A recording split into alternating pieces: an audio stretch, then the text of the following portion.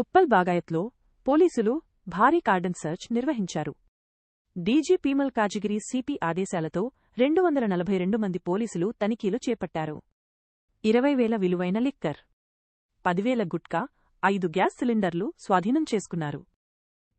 409 వాహనాలను తనిఖీ చేసి నిబంధనలు ఉల్లంఘించిన వారికి రూ.1,00,000 చలాన్లు విధించారు.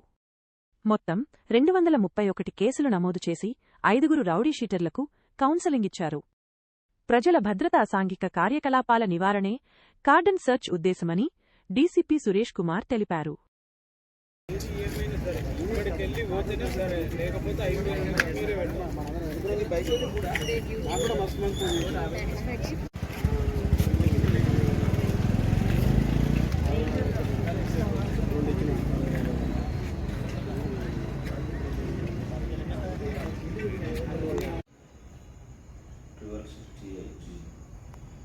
కాలం పేరు ఏమన్నా పెట్టలేదు ఏం లేదు.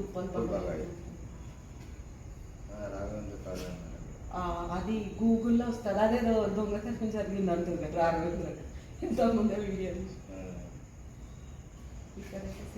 ఆధార్ నెంబర్